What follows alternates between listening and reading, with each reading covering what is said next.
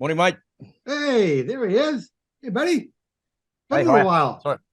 Sorry to keep you waiting there. I No, not at all. No worries. was waiting for the kettle to boil. Oh, got the tea? Yeah. got Waiting. the got the old Joe, mate, all ready to go. Yeah, yeah. Okay, me too.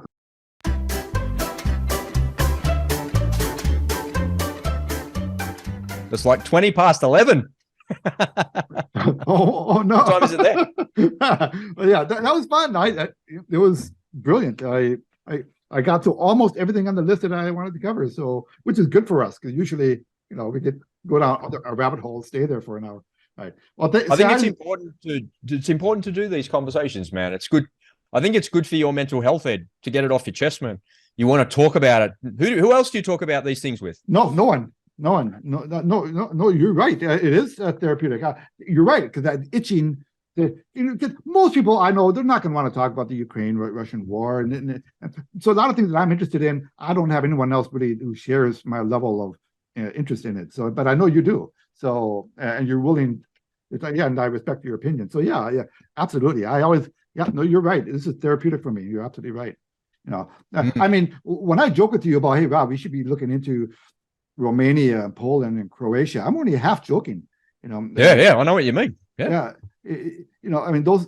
I mean, there the only thing you have to worry about is whether Russia is going to be coming over the fence, next door. And so this is the Hey Ed YouTube channel. I'm Ed. This is Rob. I'm going to forego the usual introductions because you all know us by now. Rob and I, we talk an awful lot on camera, but sometimes we like to hit the record button and make it official so you all can be a fly on the wall and listen to us have some fun because we often cover some really interesting stuff that I think everyone will benefit, hearing about. In fact, we talk so much off camera. I'm willing to bet that I get more FaceTime with Rob than his wife does. So but make sure you say hi to Suze for me. Hey, Rob, how you doing? Welcome back to the Hey Ed YouTube channel. G'day, Ed. Thanks for pressing the record button. Let's have some fun, shall we? Let's talk some controversial topics and see if we can divide the audience and see which side they stand on. Because I think that's an important thing, not to live inside an echo chamber where you're hearing the same things over and over again. You got to hear other perspectives and other sides of the story as well. Yeah, excellent. Yeah, because we are going to have a little bit of a debate today.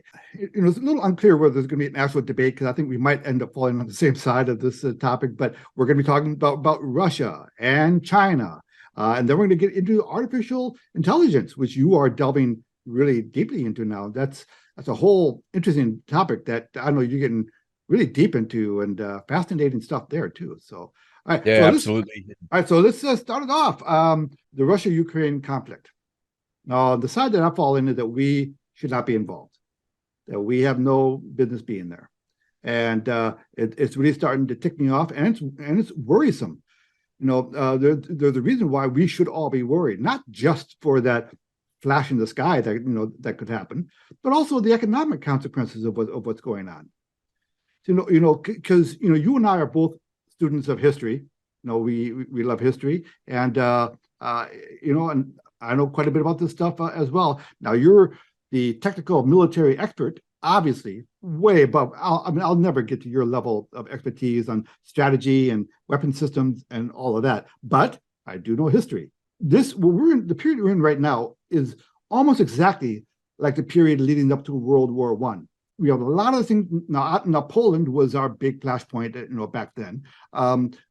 So I don't know whether we could actually call Ukraine, our Poland, in this conflict. World War One or World War Two, you mean? Well, I'm thinking World War One and Two, really. That area. I know Poland was the obvious one for World War Two. Oh, the location, you mean? Yep. Yeah, right. That part of the world. But when you look at what happened in 1990, which is really, as far as I can tell, the genesis. Because they say all wars start with a disagreement. They start with a misunderstanding. Early and then it grows into the bullets flying, right? Well, okay. So in 1990, when the Soviet Union was starting to collapse, the first President Bush sent James Baker over to Gorbachev, and they had that famous meeting where James Baker assured Gorbachev that they weren't going to move further east, that NATO wasn't going to go further east. I mean, that was Russia's big worry, right? Is that NATO would border, Russia, and James Baker assured him, no, we're not going to go further east. We're happy where we are. We have no plans on going into, Ukraine and Georgia and other. No, we're going to stay where we are. So that was the assurance that he gave Gorbachev. However, it was never put on paper. It was just man to man. It was that little, James Baker wrote about this in his book. It was just man to man. Just assured him that they're not going to go, and that was enough for Gorbachev to say, okay, well, let's just do it then. And then the Soviet Union collapsed. Okay, then 2008 rolls around, and NATO was meeting in Romania. And what do they talk about during that meeting? They're talking about possibly including Georgia and Ukraine in NATO. And what happens 3 months after that? Putin attacks Georgia. The invasion of Georgia. Yep. Yeah. And so when you put yourself in Putin's view, now look, let's make it clear. I'm not a fan of Putin. Okay, let's make that clear right now. I think he's as evil as he comes. He's the number 2 man behind Klaus Schwab.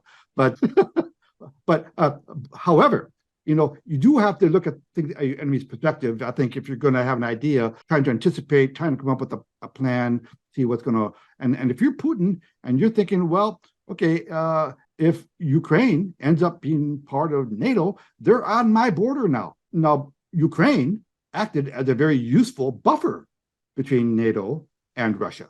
Okay, that was strategically, that was their main piece of the puzzle for us, right? Well, now we have now talking about bringing Ukraine into NATO. We have Biden on multiple occasions, including in Ukraine, in Kyiv, saying we'll do whatever it takes. Whatever it takes. Well, what the hell does that mean? What do you mean, whatever it takes? We already give them $70 billion. That's not being accounted for. We have no idea what they're spending this money on. I think a lot of people over there are getting really rich off this, Rob. There are no receipts, okay? A lot of people are getting and probably a lot of really bad people getting a lot of this money. So what do you mean by whatever it takes? So $1 trillion, $2 trillion? And if you're Putin and you hear this, you got to be wondering, okay, these guys have designs on our border. They want to get up to, our border. And then you have, because, that Alexander Dugin guy, which is often referred to as Putin's brain, a lot of influence, big advisor to Putin. He was interviewed on Saudi Arabia television 2 weeks ago. And he said in that interview that we cannot lose this war. We cannot. He said, we cannot even pull back from where we are. Because if we do, that's going to lead to civil unrest in our country, because that's going to be viewed by our people as a loss. And Russia has already lost 200,000 in casualties. They're not all dead, but they're off the battlefield, right? 200,000 people, which is more than they lost in Georgia, more than they lost during their Afghanistan conflict in the 80s. So they're all in. And if we were to get to the point where Russia does feel like their territory is going to be infringed upon, that's where the nuclear weapons become an issue. I don't think they would use nuclear weapons short of that, but I think if they felt that their territory was in jeopardy, then they would use it. And what do we have? We have the foreign minister of Ukraine at that big conference in Munich a couple of weeks ago, saying, they asked, well, what does winning look like to you? What does the win look like? He says, well, we want reparations, we want all of our territory back, including Crimea, and we want regime change. Okay, no. All right. Oh, is that it? That all you want? I don't see anything good in us being involved. I think we're on the proverbial, slippery slope. Okay, we're sending them this much lethal aid. Now this much. We keep scaling up what we're giving them. And we get to the point where we have to keep going because to save face, we can't pull back now because then we're going to look weak. So I think it's probably too late to pull out of this hornet's nest right now, but I don't think we have any business being involved. I kind of went on there way too long. Sorry about that. So what do you? No, it's good because you kind of lay out your views of it there. I watched a really great interview. You should watch it with Eric Weinstein and Joe Rogan. It's like, I think it was last week. But Eric Weinstein comes from a Jewish family. I'm not sure if he's Polish or Ukrainian, But right at the very start of the podcast, he does a good job in describing how the borders in that part of the world continuously change.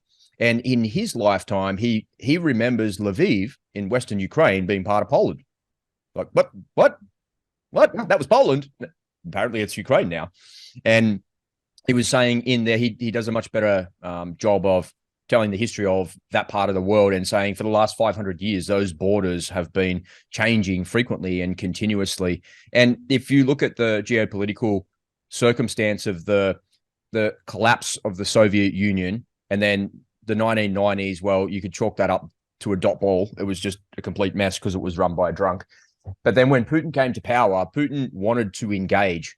He wanted to engage with the West, and he did, because Putin is not a communist, despite what people think. He doesn't like communism, and he was never a believer in any of that. And there's plenty of books out there to do that, and he's on the record saying that. He believes in a free market economy, but I think he also believes that there needs to be an authoritarian leader to keep everything in line.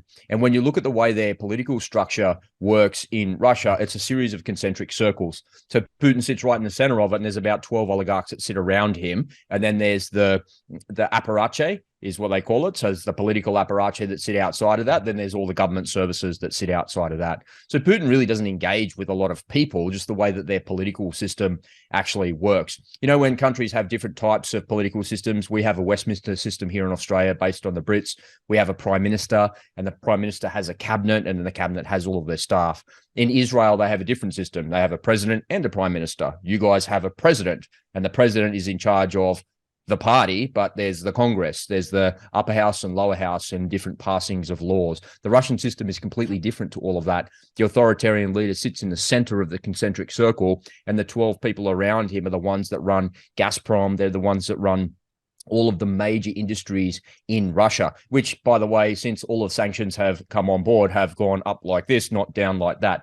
The sanctions haven't worked in the way that Western economists and Western leaders thought that they actually would. And the reason for that is because when Putin decided to disengage in the early 2000s and said, well, you know what, no matter what I say, no matter how hard I try and engage with you, no matter how many times I tell you that I'm not going to attack anybody, I'm not going to encroach on anybody's borders, I'm not going to do anything like that, I'm telling you I'm not going to do that, and I want to be part of it, I want to be part of NATO, I want to be part of the solution. Everyone's like, yeah, no, you don't, man. You don't. And you can kind of give the leaders of the time some credit in saying, we don't believe anything that you say, because Putin came to power on a lie. He came to power by creating a false flag terrorist attack in Moscow and said, see, look, unless we do something about this, we've got to solve this problem. So that's a well-documented story. But, you know, I think that the problem that we face at the moment is that there's no defined timeline. If you read the history of the Afghanistan conflict in the last 20 years, 25 years, whatever it is, 23 years, after 9/11 happened and we went over there to Afghanistan, we completed our task, destroyed the Al-Qaeda elements pretty quickly. And then if you read the books and the history of that from all the generals that were there that are now retired, and they tell you the story of those things, there was an inflection point there. And the same thing happened in Iraq. They drove from Kuwait all the way to Baghdad, pulled the statue down. That was the symbolic thing. And then George Bush went out there and landed on an aircraft carrier and said, mission accomplished. And the mission was accomplished. It was. Mm-hmm. But the Paul Bremer, who was in charge, said, no, the mission's not accomplished. We need to have a complete de-Baathification of Iraq. So the Iraqis, the same as the Russians, right, have an authoritarian leader in place. And they believe that the Baath party should be completely and totally disbanded. But these Iraqis, there was only one political party. It's like there was only the Republican Party, or like there was only the Labour Party here in Australia. There was no other political opposition because so everyone was a member of the Baath party. There's nothing you could do about it. And Paul Bremer said, no, it's the de-Baathification of Iraq completely, and then we'll say the mission's accomplished. But the Baath party was the government responsible for paying all the government workers, the people that worked in the sewage plants, the people that fixed the roads, the people that were in the military, the cops, all of those things. And no, but de-Baathification, go away. And everyone's like, okay, no worries, de-Baathification, you're here now, Saddam's gone, now what? Now what do we do? And it's only like so long that you could sit around before you go, you know what, that AK over there looks pretty good. I've got a couple of magazines. Why don't I get my mates together and get these guys to hurry up a little bit for me? And then and they wonder why it fell apart. And if you think the same thing is going to happen in Russia, you're wrong. That's not going to happen in Russia. It's not going to happen like in Afghanistan. It's not going to happen like it did in Iraq. It's a completely different conflict. It's a completely different society. And everybody is completely underestimating the Russians. I seriously believe that the strategy of trying to bleed the Russians dry over an extended period at the cost of Ukrainian blood is a categorical mistake. It's a categorical mistake. During the 1990s in the Balkans, when we were watching those countries go at each other, the Serbs and in Kosovo and the Bosnians, and they were all and the Croatians, they were all killing each other. It was terrible. Remember the siege of Sarajevo? Sarajevo was a city in a valley surrounded by mountains. And for 2.5 years, they fired artillery rounds down on the city in Sarajevo. And one day there was like a mass casualty event, and NATO finally said, righto, enough is enough. And in one afternoon, Ed, the NATO Air Force destroyed all of the artillery pieces and they ended the siege of Sarajevo in one afternoon. So to think that NATO can't shut this down in a couple of weeks is completely false. If we really wanted to, we could turn this off. We could switch this off in real time. We could put our air forces in there. We could put our navies in there, and we could unleash absolutely everything that we've got on them, and we would destroy the Russians. But the minute that we do that, there's an existential threat to Russia. And that existential threat, that E word, is what triggers a nuclear exchange. And my feeling is that the nuclear exchange won't happen on the territory of Ukraine. It will happen on the territory of the United States. Yeah. And what will happen is NATO goes into Ukraine, Air Force shuts everything down, Russian submarine launches nuclear missile. Yeah. And the reason for that is because everything that is happening in Ukraine is seen as an existential threat to Russia. So they need to stop the threat in the United States because the United States is the biggest funder of it. And the thing that worries me the most is not that they say, oh, we'll do whatever it takes to help you. But what they don't say is, how long is it going to take to do that? Because that's where the real cost is. The cost is in time, not in money or treasure. It's in time. Because if you look at Afghanistan, they'd finished the task and they destroyed Al Qaeda. They were pretty sure they either killed bin Laden or chased him out of there in Tora Bora in the mountains there. And he was gone. It's like, okay, we're finished. Now what? Oh, well, let's switch gears to nation building. What? Okay, we got rid of Saddam, we captured him, the debathification of Iraq happened. Now what? Nation building. Let's go in there. And then that's when the deep state gets involved, right? That's where all the nefarious stuff is actually happening there. And you can see systematically, if I laid it out for you in a series of dot points, you can see how they're removing the opportunity for negotiation. And then that's why that Russian philosopher says that there's no other choice but for us to win, meaning the Russians to win. And the reason for that is they say, you know what? We think that unless Ukraine's not joining NATO until the conflict's over, because we don't accept people that are in midway through the conflict. But what we might do is by July, we might give you a NATO security guarantee. So why are they saying that? Well, what they're doing, the rhetoric that's behind that is to say that negotiation piece is now off the table. The Nord Stream pipeline, that negotiating piece is off the table. We're not negotiating with that anymore. We're not negotiating. Ukraine will join NATO. That's not up for debate anymore. Gone. You can't negotiate on that anymore. Now we're systematically taking away, and we're systematically crossing the red lines that the Russians are setting for us, and they're crossing our red lines that we're setting for them. And the only thing that's happening is this thing is systematically escalating. And that is an existential threat to the Russians. And my worry is they're not going to use a nuke there in Russia. They've already withdrawn from the New START treaty. And if people don't know what the New START treaty, the new is there was an old treaty first, and then there was a new one, the Strategic Arms Reduction Treaty. And what it meant was the Russians and the Americans could look at each other's deployed weapons. So you've got 5 submarines that are deployed that have got 25 missiles each, whatever it is. We know exactly what's deployed. We know where your stockpiles are, and we know where your silos are. But the problem is most of the Russian equipment is on mobile launchers, and there was no requirement for that to be part of the New START treaty. But the point is they've removed themselves from the START treaty. So Nord Stream gone, NATO membership, that's not a negotiating piece anymore. The nuclear treaty, that's gone as well. If you listen to Scott Ritter, the weapons inspector, he's an ex-Marine. Scott Ritter talks about in the 1980s. He does a really good job of doing that, and you should look that up if you're interested in some of the history of how it worked. But back in the height of the Cold War, in the late 70s to mid 1980s, the Americans had a direct line to the Russians, and they've still got a direct line to them, right? But the ambassador in Russia would be called in frequently to, hey, what's going on here? We don't want to have the misunderstanding like we had in Cuba. We don't want this. All that talking is gone. All those lines of communication are gone. So what does that actually leave us with? It leaves us with a meat grinder where the conscription is continuously going on in Russia below the radar. You don't hear about any of that because they're really good at blacking out their media because they control everything. So conscription is happening at scale, and the Ukrainian intelligence are the ones that are actually confirming that. And now Zelensky, just last week, comes out at a press conference pointing at the crowd saying that American sons and daughters will need to fight and die on Ukrainian soil the same way as Ukrainian sons and daughters are fighting on Ukraine. Fuck you, man. No way. What are you talking about, bro? Well, I don't know about you said you want weapons to fight. We're giving you the weapons. Yes. Now you want our people as well? What? Come on. That's what we should be saying is no way. But we're not.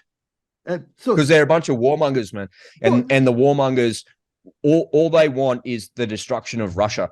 And that's what I'm saying is, I use the example of the siege of Sarajevo was shut down in an afternoon by 2 squadrons of F-16s, for heaven's sake. It was gone. That's it. That's all they needed. It wasn't much. So imagine if they put 30 squadrons of F-35s over the skies of Ukraine. That'd be the end for the Russians. We would plink off. We would systematically plink off every piece of artillery and every piece of armor on the battlefield in like 2 afternoons. It would be over. And then the Ukrainians could move forward and hold the ground with their infantry. They've got enough infantry to do that. But it's trying to bleed these Ruskies dry.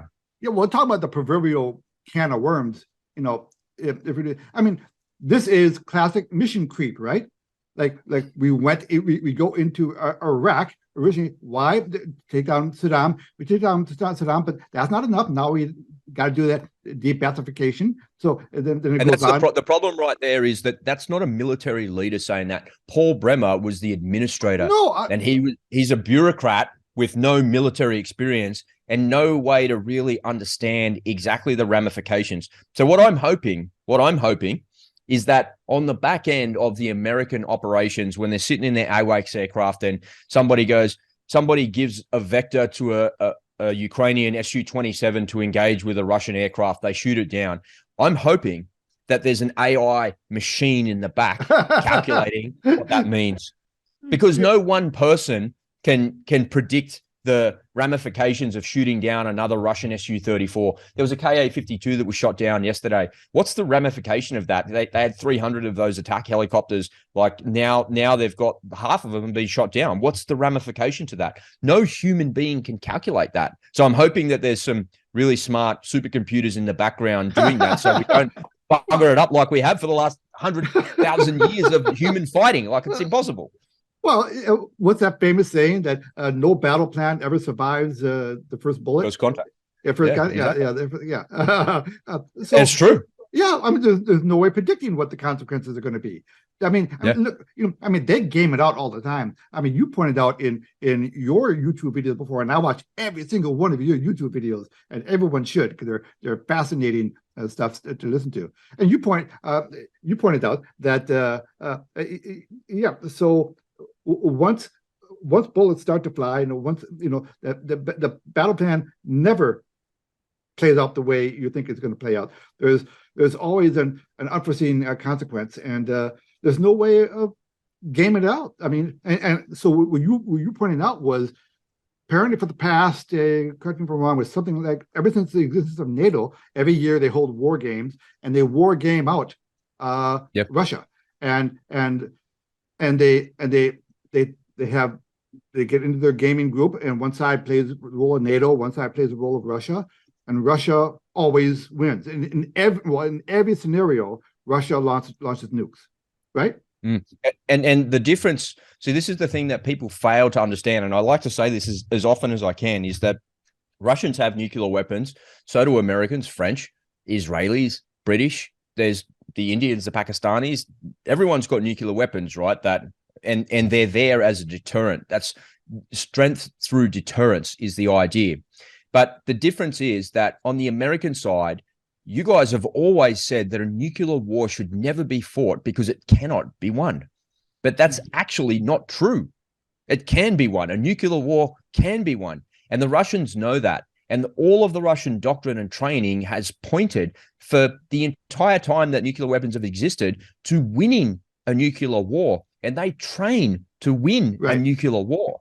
So the fact that both parties have got nuclear weapons is where the comparison stops. The Russians are training to win a nuclear war, and the Americans at all costs are trying to avoid it. If you guys experience a first strike in the northern part against your nuclear facilities, there is no launch on warning policy for the Americans. Although they did change the policy recently, they came out and stated it publicly, but who really knows other than the people with the keys and actually the people giving the orders. But publicly, at least, we know that if there's a first strike against the United States with nuclear weapons, before we launch, what we want to do is confirm that actually was, in fact, a nuclear weapon. Because you can fire a ballistic missile, it looks like a nuke, and it has a conventional warhead on it. It can cause incredible destruction that seems like a nuke, but we need to confirm it's a nuke first. Right. So, and this is the difference, right? Yeah. It's not a Terminator movie where they're going to launch missiles at Manhattan or at New York. They're going to launch missiles at all of your military installations, and they know where every single one of those are. They're going to launch them all at your silos.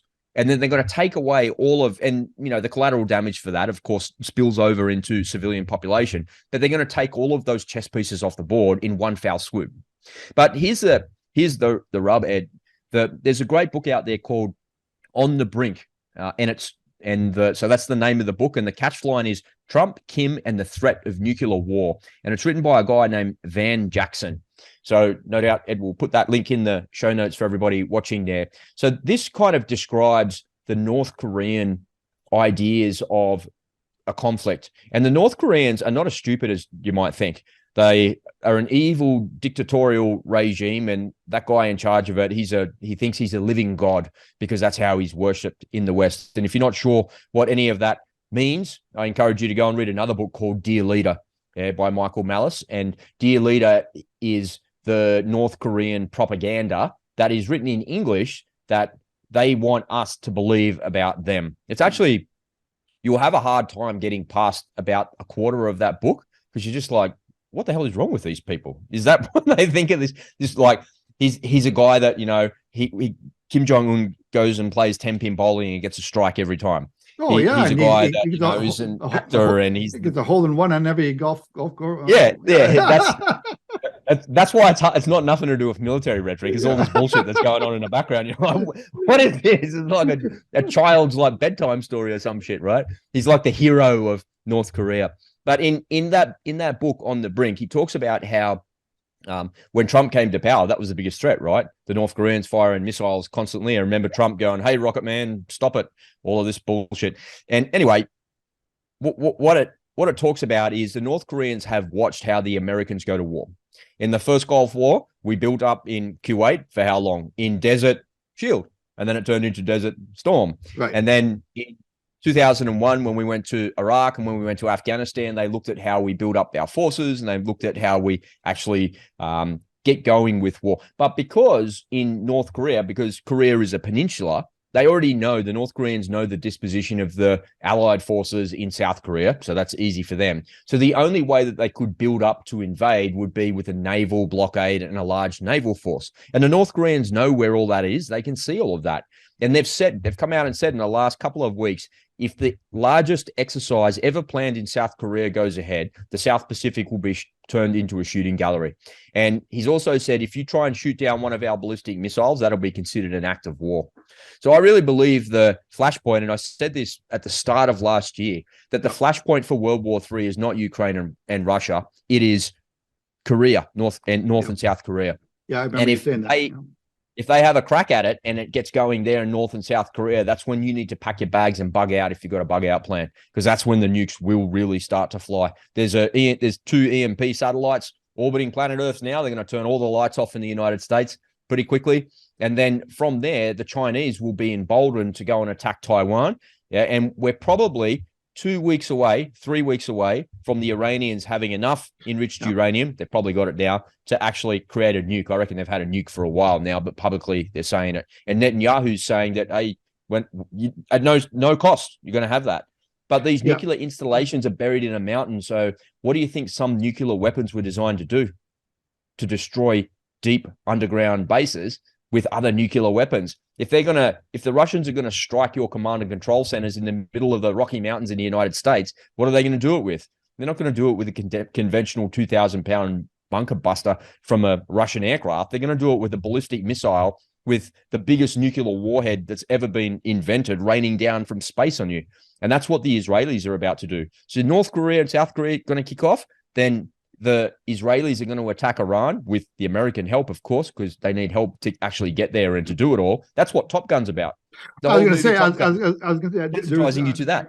I heard a report. I heard a report yesterday that Tom Cruise was spotted in Israel training their pilots for. Jokes aside, man, that's actually what it is. What air force in the world still operates F-14s? Yep. Iran. Yep, what air force in the world has been offered Russian aircraft in exchange for ballistic missiles? Iran. Okay. Su-57s in that movie. Yeah, okay. It's like, look. I want to cover all these things. I want to circle back to Ukraine, Russia, for a second.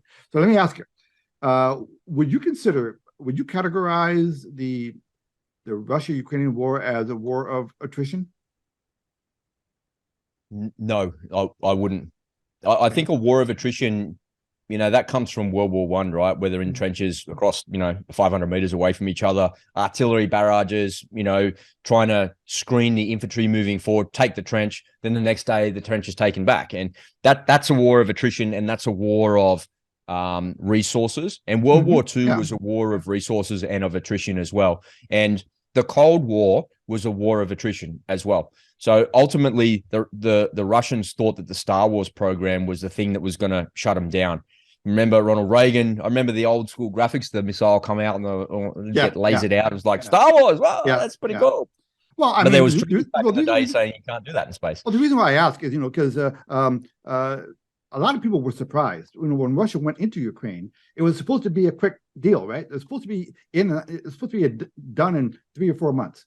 But then the Ukrainian army put up a much bigger resistance than Russia expected, and of course, then they ran into some mud in that road outside of Kyiv. So they had that killing road there for like a 30-mile stretch of all lined up. Nice. I watched the video this morning, and exactly the same thing happened. There's all these cars banked up. There must be 10 cars, and then there's about 10 tanks driving up behind them. I'll send you the video later. And they all like stop, like a traffic jam kind of concertinas, and they all kind of eventually stop. And then as they stop, the video circles all the vehicles, and it says HIMARS inbound. I'm like, seriously, man, it's been a year. The first thing that you learn in armor training or driving any military vehicles is don't bunch up. If you bunch up, you're going to get plinked off the battlefield by one artillery round. Never mind a HIMARS round. That knows the exact Well, the reason why I asked whether you would consider it a war of attrition, because you hear the stats that 200,000 Russians are gone. Not all of them dead, but they're off the battlefield, wounded, and a lot of them killed or whatever.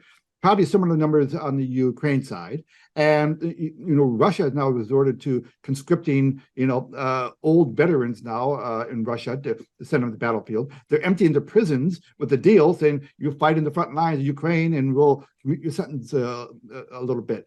So it feels like they are, they're putting out the call for patriotic reasons. We want everyone to sign up for this war.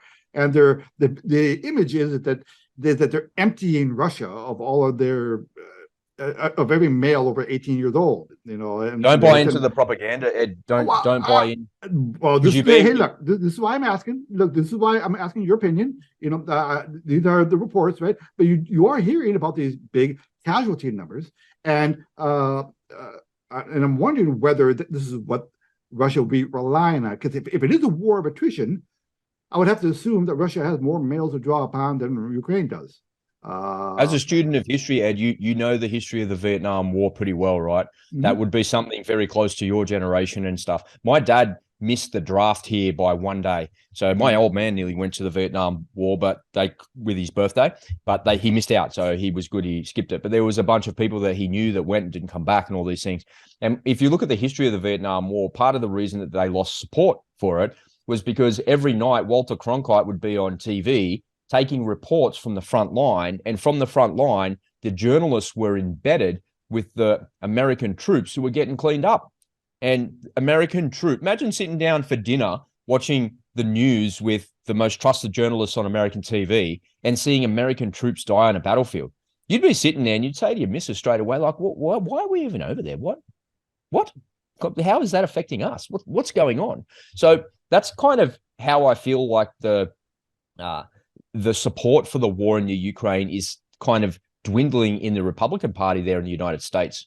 And because they're seeing the Democrats are warmongering more than ever, and they're supposed to be the opposite. Yeah. And the Republicans, there is some discontenting voices there saying, hey, what is this really for? And that's where I started by saying that Eric Weinstein does a really good job of saying that the borders over there have changed like hundreds of times over the last hundreds of years. Why has that got anything to do with people in the United States? Exactly. It's strange. And then I don't think it's a war of attrition so much, just going back to that, just closing the loop on that for you. The reason I say that it's not a war of attrition is because I don't believe that the Russians will ever be able to out-manufacture us unless they pony up with the Chinese. Because one country can't win against 30, 50 other countries, or however many countries have ponied up with Ukraine. I think 50 countries have supported them militarily. There's like 110 countries that are behind them, giving them money and stuff.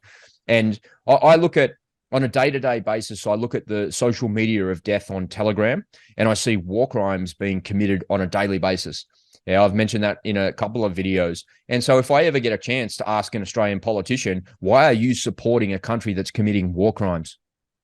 The Russians are also committing war crimes. There was a pretty nasty battlefield murder that happened yesterday where they captured a Ukrainian soldier. He was standing in a trench, looked like he dug a hole, probably his grave. I don't know. You can't really tell. It looks like it was freshly dug. He was standing there with the cigarette in his mouth and his hands by his side. And the Russians say something. And the last thing he says is Slava Ukraine. And that looks like 2 or 3 people shoot him, and they just shoot him dead on the spot, right? He's captured. He's not a threat. He doesn't have a weapon or anything like that. And he's executed on the battlefield. And the Russians released that footage to try and demoralize the Ukrainians. But all it does is the opposite of demoralizing. The guy will be glorified as a hero and as a martyr forever.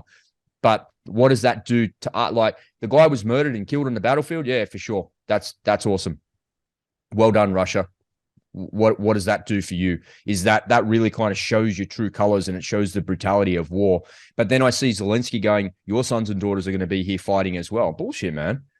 Bullshit. It's not our country. It's your country. We're giving you everything that you want. You're asking for more, and we have no visibility of where it's going. We've got, by the way, we know that there's 200,000 Ruskies that have been killed, and we know that they've lost 6,000 vehicles and 3,000 tanks, and we can see all of the analytics and everything there. Why don't you show us what your analytics are?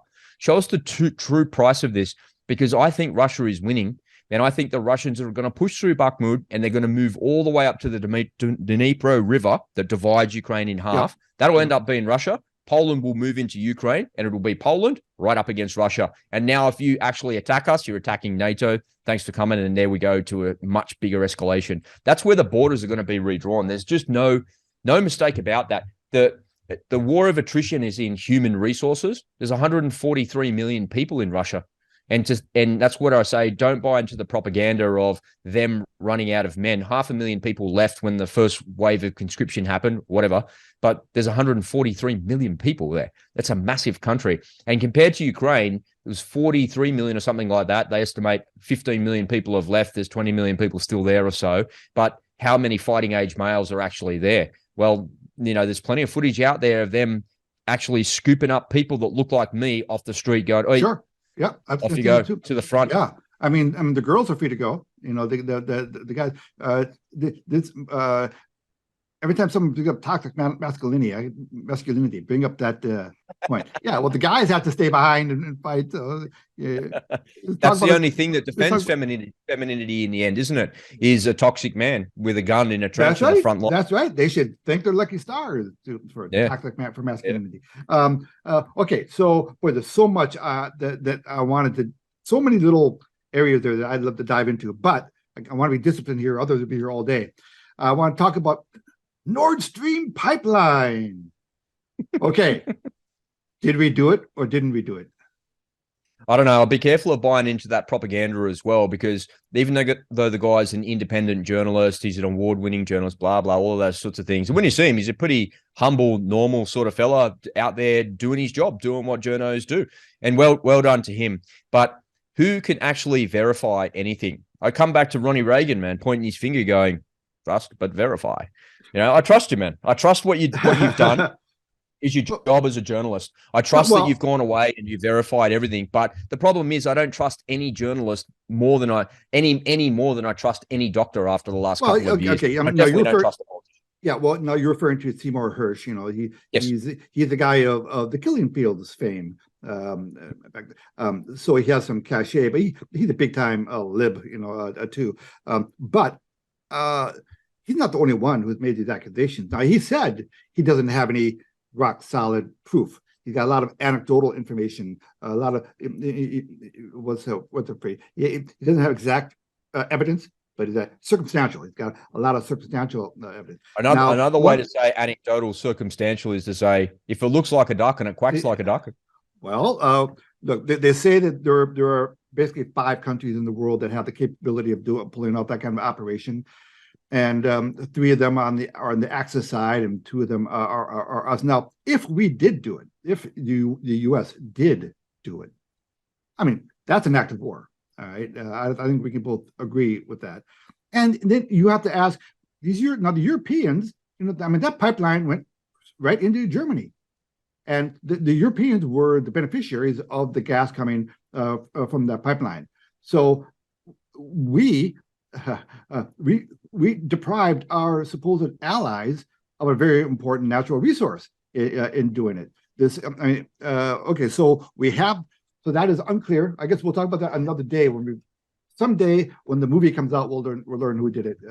We'll talk about it. But hang on a second. How hard could it be to prove? We didn't deprive our allies of anything, because and this is where I don't agree with the idea that this is a war of attrition, because there's too many things going on to say that it actually is, right? So the Americans are now selling more gas to who than ever before. Yeah, and why? Because there's no more Nord Stream. Yeah. Yeah. And the Americans are selling more gas than ever to the Europeans, saying, "Oh, you need gas? We've got heaps of it over here. Get it." And they're like, "Oh, well, cool." And here's the like nasty irony of it all. The Indians are sitting in the middle of it going, I don't give a shit about your stupid war. Even the Chinese have kind of said that. They said that yesterday. They're like, you know what? You guys are supplying weapons to the Ukraine, and you're saying to us we can't supply weapons to Russia, who are our friends and our allies. But we're not supplying weapons, and we didn't start any of this, and we're not party to any of it. So, like what you're saying is hypocritical. But here's the rub with the Indians. They're buying all of the Russian oil, processing it, turning it into fuel, and then selling it back on the free market to us. And then we're taking it. The same thing happened with ISIS in Syria and in Turkey. Before the Russians got there, the Russians so we were losing the war against ISIS in northern Syria. We were getting our asses kicked because they were taking more ground, and they had more resources, they had more troops, and they were holding the ground in these caliphate type places. It was just horrendous what was going on there. And the Iranians went, "Oh, can you come and help us?" And the Russians are like, "All right, no worries." And the first thing the Russian Air Force went and destroyed the columns, hundreds and hundreds of trucks, thousands of trucks, taking the oil from Syria across the border into Turkey. And what was Turkey doing with all that oil? What was it, processing it? Was it on selling it? Turkey was getting some money out of it. So if you think like that conflict was about ISIS, you're completely wrong. It's about the Americans going in there and trying to seize the oil from the Syrians to take reparations, and then trucking it across the border to Turkey, writing a deal with Turkey in the background and putting it on the open market and selling it for a profit. The whole thing's about money. It's like, it's not about land or some ideology or some bullshit like that. It's like, what the hell? You just gave me 2 beautiful segues. I don't know which one to go after. I want to talk about the money. Do one at a time. I want to talk about the money. I want to talk about China. So let's talk about China first. Okay, sure. So China announced that they plan on providing lethal aid to Russia. Big surprise. Everyone is just really surprised that China would start sending lethal aid to Russia. I mean, I was predicting that 6 months ago. I knew it was going to happen. But when they made that announcement, Biden comes out and says, "You better not. You better not. You better." So here we are supplying, our lethal aid to Ukraine, but heaven forbid China dare send one single bullet to Russia, because if you do it, or else. Now, China, we get most of our semiconductor chips from Taiwan and China, primarily, Taiwan, but China, we get a lot of stuff from China. Apple Computer has 90% exposure to China. 90%. If China wakes up one day and decides to confiscate all of Apple's, blueprints, well, they've already got the blueprints. They've already got the intellectual property. But if they have to take over the factories, we'll just take it all for ourselves. We'll just take it all, get the hell out of here. Now, you mentioned last time we talked that, well, yeah, but now they're setting up a shop now in places like Vietnam, Ed. So they're kind of but they're setting up a shop in factories in Vietnam, in factories owned by the Chinese. So that gives Apple and Nike a chance to save face. Yeah, we finally agreed that China they're not very good people, so we're going to move to Vietnam. Yeah, but aren't those factories owned by the Chinese? Well, whatever. One thing I want to interject there with is, and I discovered this in the last couple of weeks, the thing that agitates the Chinese leadership and the Chinese Communist Party the most is this, and I try and say this statement as much as humanly possible, is the Chinese Communist Party is not the Chinese people. So you just said that Apple has 90% exposure to China, and the people that work in those factories are not the Chinese Communist Party. The Chinese make incredible equipment. All the gear that's on my desk here, all of this stuff, it all comes from China. It's amazing. Some of it's from European countries, but the vast majority of it is built in Chinese factories. And the Chinese engineers and the people that work there, they are not the Chinese Communist Party. Yeah, but we don't negotiate. But we don't negotiate exactly with the people. Exactly. And look, it's not like there's going to be a revolution in China. I'm sorry. I'm sorry, Rob. They've had their chance. They held up a white piece of paper. Yeah. It's too late now. Same thing with Russia. They had their chances over the decades. Now, and in Russia, you do hear that there are people are pushing back. There are apparently a lot of demonstrations and people protesting in Russia, but not like it's changing anything. Look, war is a complete and total failure of humanity. It is like people that have not experienced war don't understand what an absolute failure it is. I encourage you to go to Telegram. I saw some pictures of captured and videos of captured Russian soldiers from the trenches. So the Ukrainians had moved up in these positions and captured the Russians, and they were sorry sacks of shit, these guys, like big long beards, like their lips are all like chapped from the cold weather and nothing, and like gaunt. Like, when you're hungry, like their faces are all that. And you look at them and you go, man, these guys are suffering like troops in World War I. And that just shows you that war is a failure of humanity. But war is caused by old men not being able to sort out their differences. Right. And you can boil it all the way down to that. And when you look at the geopolitical stuff that drives all of these things and all of the things that are going on behind it, it's all for power, it's all for money, and it's all for control. Because the people that are in power always want more money, they always want more power, they always want more control, and they're never going to back down from their position. And that's because they're not the ones on the front line. I see Zelensky pointing his finger at journalists, and I see his foreign minister pointing his finger at journalists, and his defense minister, and all of these things. And it's starting to rub me the wrong way. Thinking, man, we're giving you everything that you need. We're doing all of that. Isn't it time that, I know you don't want to negotiate. I know you want them to leave. I know you want to do all of that. But at some point, there's going to be an attrition that you're not going to be able to sustain. And I'm worried that the Chinese will do the same thing. I've looked really extensively at the Chinese military in the last couple of months. I kind of stopped a bunch of things that I was doing to focus on that, to kind of catch myself up. And they have got some formidable forces and some excellent equipment. But the thing that worries me the most about all of that is when you watch them training, they train exactly like us. And they've been very smart. Whoever the spies are that kind of are watching the US Marines and the Australian military and Western countries, NATO countries. I see these Chinese infantry troops training like Western militaries. And I don't know if it's a dog and pony show put on for the cameras or something like that, but if we end up in a conflict with them, we're going to get a bloody nose. If we end up in a conflict with the North Koreans, we just have to deal with a lot of people, and that's a problem. But if we end up in a conflict with China, like it's not a near peer threat, it is a peer-to-peer threat. And in some ways, it's a superior adversarial force. So we're going to be in a lot of trouble, particularly here in Australia. If they come here to Australia at scale, we're stuffed because we don't have weapons in our society. We don't have any sort of militia. We don't have people that are willing to fight. And even if we did have all of that, we don't have the government backing to scale weapon systems out in the event of an invasion from a hostile adversary like that. It's a very scary proposition that potentially could happen. If there's a nuclear exchange between North Korea and the United States or Israel, if it turns into a nuclear war, it's a very real proposition that the Chinese would invade us. And we'd be stuffed. Really would, because they could, at scale, with properly trained troops, we'd be in a lot of trouble, man. Well, you better stock up on your spear guns there, Rob. In your just so you guys know, Rob lives on the beach. The fighting position's already dug, man, you know. He can see China from his bedroom window. Is it? Every day he wakes up saying, hello, China. And I love that movie with Clint Eastwood. He's like a Korean War veteran.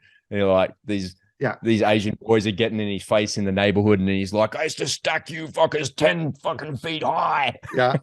What was that movie? Named after that car. Gran Torino. Gran Torino. Yeah. Okay, so a few things. Yeah. So referring to the training, look, we've all seen the commercials, the side-by-side commercials of the Russian commercials to recruit people, right? Because the Russian soldiers and the Chinese soldiers, I've seen those too. And then you see the American recruit ads, and our recruit ads show, they have a girl talking about equity and how she was raised by two lesbian moms, and that's what the army is all about now. It's all about equity. And then you go to Russia; these guys are doing one-arm push-ups, and they're running into barbed wire walls and stuff. And look. And I do think that there is a big change. I worry about our effectiveness as a fighting force now because of the chairman of our Joint Chiefs of Staff, General Milley. This guy is a big time woke guy, and he's made a big push to make everything woke and equitable. And look what happened during the worldwide flu that we had there for a couple of years, where we told our veterans, you take that double jab or you're out. We've lost a lot of really good talent, years and years of experience because of that. Because they didn't want to take the jab, and so our fighting force has to have suffered because of the policies of the wokesters and our generals. And I saw a stat the other day that said, I don't know, maybe you can confirm this if you've been looking into it. I saw a stat saying that it would be unlikely that the American military could field more than about 50,000 people on the sharp end of the spear. So for every one troop that's on the front line with a gun, there's 10 people behind them, right? So I'm not talking about the 10 people behind them. I'm talking about the squads of infantry and, in brigade style fashion, they'd be lucky to be able to get 50,000 troops to the front. And when you look at the Chinese and the scale of what they've got, it's a lot. That's when numbers and the size of your military starts to develop a characteristic at all of itself. It's not quantity, it's quality. But when you've got lots of numbers, that's when quantity actually really makes a difference. Yeah. No. I heard those same stats. Historically speaking, the mission of the Pentagon was to keep our fighting force adequate enough to fight a two-tiered war, a two-front war. Two fronts. Right? On two fronts. And I heard now that there's a general on TV lately. He said he'd be surprised if we could take on one front with any real competence right now. Yeah, with any and what he means by competence is like logistics and support. When you think that's a problem, here in Australia, there's like half a dozen battalions, man. And there's how many people in a battalion? There's 4 companies. How many people in an Australian infantry company? 100. So there's So by the time you put support company in there and you put headquarters company in there, there's about 700, maybe 800 people in a battalion. And if we've only got 6 of them, yeah, we've got 5,000 troops that we could field to the front line, and then all the logistics and the support that goes to it. So if we've only got 5,000 troops, but if you look at the attrition on the battlefield, according to the Ukrainian statistics, the Russians lose about 1,000 people per day. So the Australian military, assuming that there was an attrition of not just frontline spear chuckers, there was other people that was being attacked as well, meaning logistics and supply. The Australian military wouldn't last a week in a conflict the scale of Ukraine. Yet we've got the biggest military in the world waving its finger, threatening everybody in this part of the world. And we're doing nothing to actually prepare for that. There's no asymmetry against the numbers that the Chinese have. And that's the problem that we face. If it kicks off in North Korea, then the Chinese are emboldened to go to Taiwan and the Iranians are emboldened to attack the Israelis. Man, it's all over. Okay, I want to move on to money now, war money. But before I do, one quick question for you, a real quick question. So since you've been getting up to speed on the Chinese military and the Chinese attack, I heard once that their newest piece of equipment was a helmet that they'd wear that would have a little explosive inside of it, and the commanders would have control of a remote, other than remote controls. So if their guy heads over the hill, I just don't want to listen to the boss anymore. Okay, I would love to get that verified somehow. See whether, because if that's true, I know it's dark humor, but that'd be kind of hilarious. You know what the funny and scary thing about the Chinese military is that I've discovered. I had good discovery of this. And I could probably send you some links if you want to have a look yourself, but just be careful because it's a deep and dark rabbit hole. We've seen the advent of consumer drone technology really make a difference on the battlefield in Ukraine, where a little drone like I've got sitting next to me for a couple of $1,000s can drop a hand grenade down the hatch of a $2 million tank and destroy it. So that's the asymmetry that we're missing. But the scary part about the Chinese military is that they've got counters to our potential asymmetries. And one of the things that they train to a lot is swarming drone attacks. And so they've really mastered that technology, where imagine if, there's a trench of infantry troops lined up, there's a company of 100 troops lined up in a defensive position, protecting something, a base or something like that. They don't care about the infantry troops that are dug in because they'll use artillery and mortars to get their heads down. And then instead of sending waves of infantry over the top, they send waves of drones over the top. And those drones operate autonomously. And the way that those things actually engage with enemy troops and enemy vehicles, and there's no way to counter it because it's not being transmitted to. They've thought of all the ways. I can think of all the ways, knowing what I know about electronic warfare, to stop you being jammed and to actually help get the data packets to the thing in real time without it being jammed. So how do you fight against a kamikaze drone that's as big as my little tablet here, with a couple of kilos worth of explosives in it, and there's thousands of them coming at you like that, and they've got thousands and thousands and thousands of these things in the rear, ready to bring up and go again. All they do is just. Well, there's that famous story. There's a famous story a few months ago of those Ukrainian drones, submarine drones sent from Odessa over across the Black Sea, and took out a couple of Russian ships in Sevastopol, right? So a little creativity there, good on them. So probably some YouTube kids, some gamers, involved. Those submarine drones actually made out of jet skis. And I was down here the other day on the way up the hill coming home, and there's some boats coming out of the boat ramp. And I said to my missus, "Hey, you see these jet skis?" And she goes, "Yeah." I said, "That's what they make the drones in Ukraine out of." She's like, "How? No way." I said, "See the hulls that sit below the water." I explained it all to her, and she's like, "Wow, it's so clever." And I'm like, "Yeah, that's what happens when you got millions of dollars from some other country to sit around to figure out how to destroy the enemy ships. That's how you do it." They might be operated by some kid in Omaha, Nebraska, in his with the little gaming. Well, if you look at the captured ones, they've got a Starlink satellite thing on it, so that's how they're communicating with it. How do we drive this thing? Easy, the Ukrainian people, the Ukrainian people should get together and buy Elon Musk a really nice fruit basket for everything he's done, right? Because communication is up for the civilians largely because of the satellite that Elon Musk provided for them. Yeah, Okay, absolutely. so as much as I would like to keep going, okay, so the money, okay, the war money. Now again, circling back to tapping into our knowledge of history.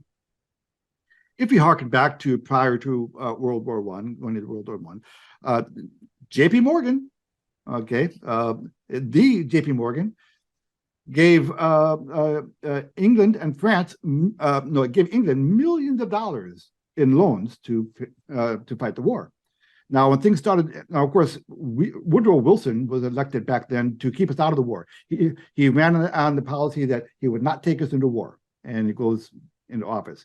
And now, of course, as England looks like they might end up losing the war, J.P. Morgan saying, "Hey, I could be out millions of dollars here." What does he do? He goes out and he starts buying up media companies, including the Wall Street Journal. He starts buying them up, and now the coverage, the attitude toward war started to shift.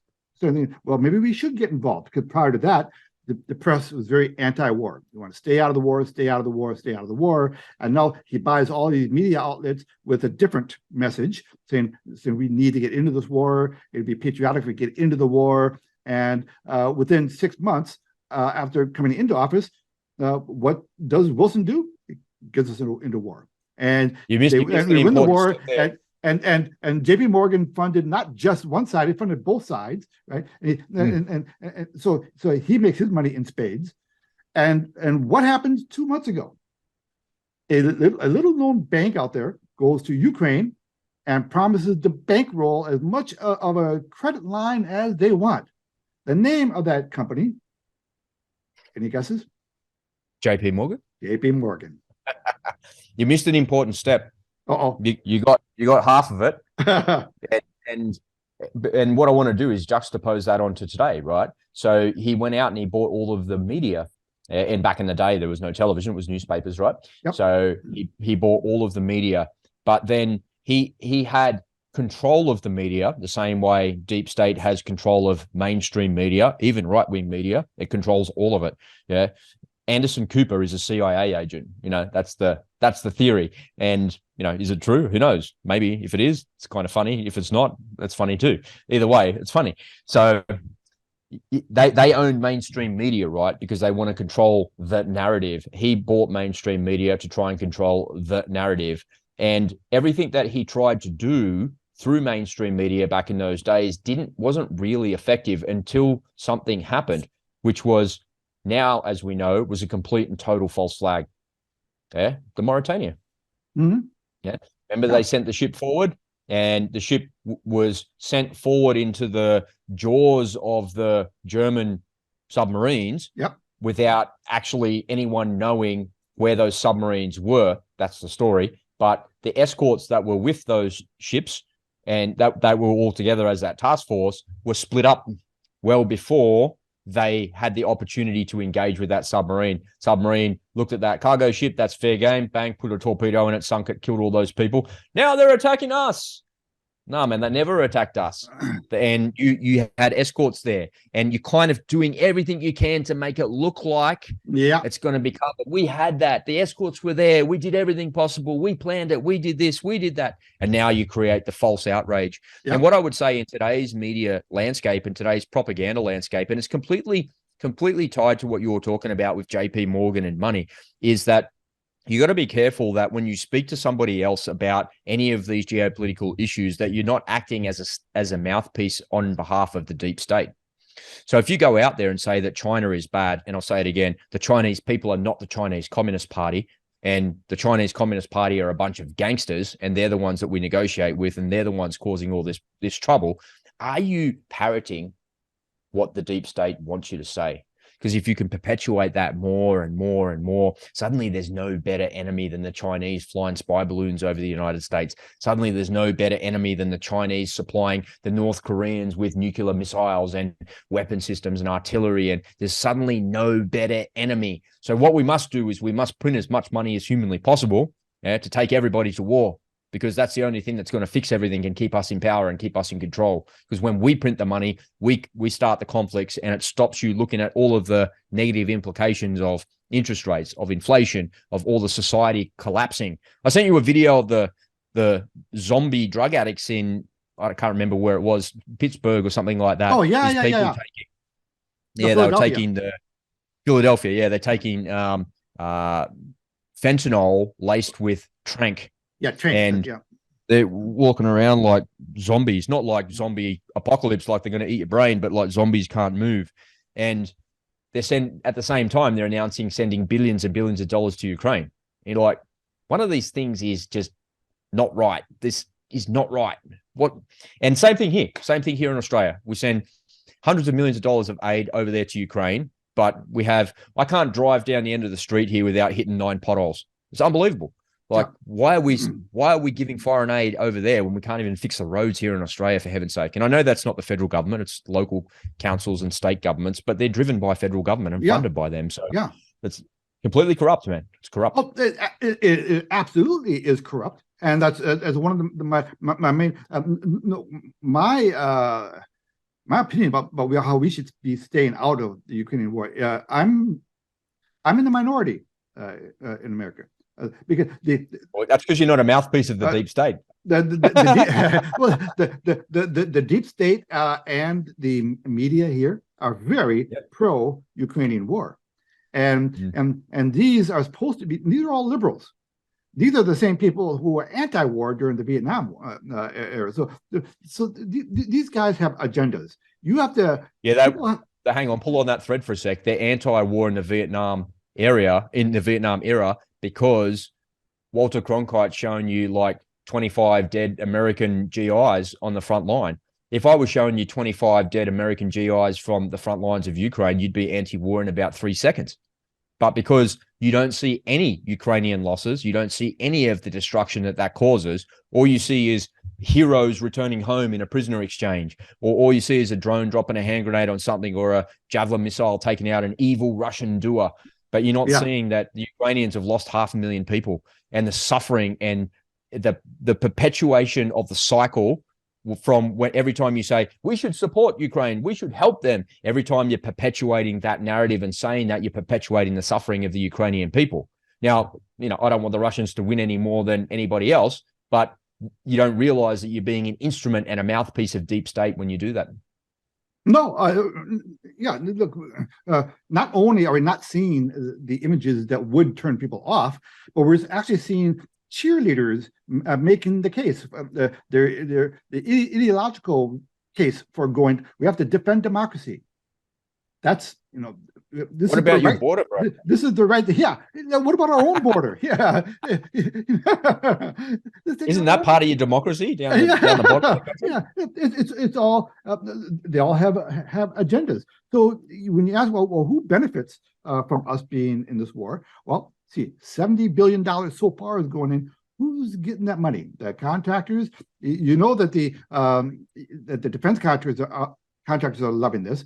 Because as the Pentagon sends over all of our dusty bullets and ammo and munitions and weapon system to Ukraine, now I got to replace all of that with brand new, fresh stuff. So, and that's the catch there. I don't think people really fully understand that. They hear that, we've given Ukraine another $3 billion today. You didn't give Ukraine $3 billion. You gave them weapons from a stockpile that were valued at $3 billion in today's terms. And now the federal government has to go to the Federal Reserve to buy bonds off the government to get more money to buy more weapon systems to replenish their stocks. Yeah. So it's not like it's coming out of your coffers to be given to them. Some of it is. Yeah, a lot of it is. A lot of it is going. He gets $2 billion a month, doesn't he? Something like that from the Americans. Well, the official number was so far is 70 billion that was actually sent. Just try and fathom that amount of money, man. I know. That's more than the GDP of like some countries, and more than, it's just unbelievable. Crazy. Yeah, I mean, how many spear guns could you buy with $70 billion, Rob? I could buy some more barbed wire that I need to go in the bottom of the trenches. Bamboo sticks. And by the way, there is no accounting. They're not accounting for it. We're not getting any kind of report showing this is what it's spent on. Social services. I've read so many like finance books over the years, and apparently one of the biggest Ponzi schemes in the world is your public servants' retirement funds, their 401ks. So there's and it's got to do with the generations, right? So all the baby boomers all retiring at the same time, and these 401ks just riding this ridiculous stock market trends that are out there. And so that they're good, they get their money. But if you fast forward 20 years into the future, there's no money left in those 401ks because you're taking from Peter to pay Paul, and it's just never actually working. And it's a giant Ponzi scheme. But now you're funding the Ukrainian pension funds. What? The Ukrainian pension funds? All the pensioners are living in Poland and Germany. What's going on there? We're giving them the equivalent of their entire GDP. So we're paying for everything. We're paying for their roads. We're paying for their nurses. We're paying for their pension funds. We're paying everything. I need F-16s. Get them over here. Yeah, I mean, get them over here. Get them out of the desert and get them over here. What are we getting? Hey, man, what are we getting? Why don't you give us Lviv? All right, instead of giving back to Poland, just carve it out there. We'll take Lviv. How does that sound? They're really Don't famous. Worry, BlackRock will go in there and get everything. Yeah, I mean, Lviv is really famous for their chocolate, so we'll have a nice little chocolate. We'll have a holiday on the beach in Odessa. Yeah. Give us Odessa. There you go. Give us Odessa. Yeah, that'd be. We'll take Odessa. Nice resort town on the Black Sea. Or give us the Opera House in the Odessa or something like that. Yeah. What do you think about all the, it's not coming out of the Australian economy, so I don't really have an opinion, but I look at it whenever I hear these announcements, we sent another $3 billion of aid, or, some Japan announced this much money, or Latvia announced this much money going to, and I'm like, man, is this like, who is running it? Like, who is managing these economies? Like, I think of the Australian government and the infrastructure and the bureaucracy and the people and stuff that run that. Who are the people behind it? Like, Sue works for New South Wales government, and the department she works in, I just know the layers of bureaucracy she has and the things that she needs to do. And it's lean. It is so lean. And the productivity, the expectation that she has is high. And, it's equivalent. Working for New South Wales government for her is equivalent to having like a pretty high-powered corporate job, actually. And she's really squared away and dialed in, and you get all the same sorts of benefits, but you just work for the government, right? So it's a pretty attractive gig, if you like, especially for someone like her who likes all of those things and that has those skills. It's pretty cool. But then I think about the Ukrainian politicians and Ukrainian bureaucrats, and they're known for such terrible corruption. And one of them was just ousted recently for charging too much money for food. Like your country's been invaded, for heaven's sake. You want the whole world feeling sorry for you, and then you're going out there stealing money. Like, what the hell's wrong with you? And there's a lot of them that are like that. And they're just tarred. Unfortunately, they're all tarred with the same brush. I'm sure there's some good ones in there, but man, oh man, all we ever seem to hear about is the corrupt ones. Ukraine is notorious for the corruption. It's the most corrupt country in Europe. Yeah. So that's one of my points. I think I said to you a couple of months ago, I said, we shouldn't be sending them anything. At the very best, you say, we're not going to send you the money. We'll send you the canteens. How many do you need? We'll send them to you. How much toilet paper you need? All right, we'll send it to you. We'll buy it, and then we'll give it to you. Instead of us just sending it to them, that a lot of people are getting really rich on this, and we'll never know about it. Rob, you and I should probably take a vacation to Kyiv and shake a few. Well, let me ask you this question. Let me ask you this loaded question. If you were in charge of the treasury of Ukraine, what would you do to prevent the corruption? What would you do to increase the levels of transparency to help the people that are donating these gazillions of dollars to them? What would you do? I would hire an independent outside source outside of the country to manage it for me. Find a nice. But that's not normal government behavior. Normal governments have audits. It's not unheard of, and they can do it. If you're the Jerome Powell equivalent, or what's her name, the super hated ladies equivalent of their Treasury Department, you have the authority. You could hire an outside independent third party to do the accounting for you, to do the disbursements for you. You could do it. I would make sure that there was a department in place that whenever somebody donated money, Japan donates $100 million to something. So whenever a country donates, I would make sure that there was a direct liaison to country and that person, and I would give them visibility of what's actually going on there. Yeah, Because that's yeah. what a normal Yeah, yeah. person would Okay. do, right? All right. So you're asking, you're assuming that the counterparty there in Ukraine is honest. Well, that's a But we're pretty. also assuming that they're not doing that as well. uh, You don't know what happens no, behind the scenes. Maybe there no. is, I we'll think give you this money based if you do this. Like it has conditions associated no, with it. It's not just a free for all for you to buy a house. yeah, and as far as I can tell, we don't have any conditions on the money we're sending Ukraine. Have at it. I mean, their attitude, Biden's attitude is this is so urgent, this is so important. We don't have time to fool around. We don't have time for accounting. We don't have time for that. This is such a big existential threat to worldwide democracy that we can't waste time. Just get it to them. Just get it to them, and we can live with the corruption. That's their attitude. If I could justify the behavior of politicians, if I was forced to sit down and justify the way they behave, this is what I would come up with, right? All right. Imagine if you had more money than you ever knew what to do with. You had like $100 million in your bank. You had everything's paid for. Your health is good. Your family's good. You got great businesses. You love your life. Everything's really awesome around you. What do you turn your mind to? Well, you turn your mind to the bigger things of humanity. How do I solve an energy crisis? This fossil fuel thing, did you see that diesel truck the other day, man? Geez, that was blowing a lot of smoke. That can't be good for the environment. You suddenly, when you've got everything that you need in your life and everything is taken care of, you're then able to actually think about things that are outside of you to make and improve the society that we live in. And that's part of the problem that we have with the political class, particularly here in Australia. They're so far detached and so far removed from everyday people that they go out there thinking that we need to solve the greenhouse problem or the energy problem that we have here in Australia. And we're like, but we don't have a greenhouse problem. We contribute like 0.1% to greenhouse gases in Australia. And we have heaps of energy. We've got all the coal, we've got uranium, we've got gas, we've got all of these things. We don't have an energy. What are you talking about, energy crisis? These people are so far removed because they're sitting in parliament, they're sitting in Congress, and all they can think of is that democracy's a problem. But they're forgetting that people are having a hard time putting petrol in their car because gas prices are way too high. And they're so far removed from normal everyday people that what they see as problems in our collective societies are not problems for normal everyday people. I heard a statistic the other day saying that there was thousands and thousands, I can't remember the exact number, but it was thousands of unescorted minors crossing the southern border in the United States.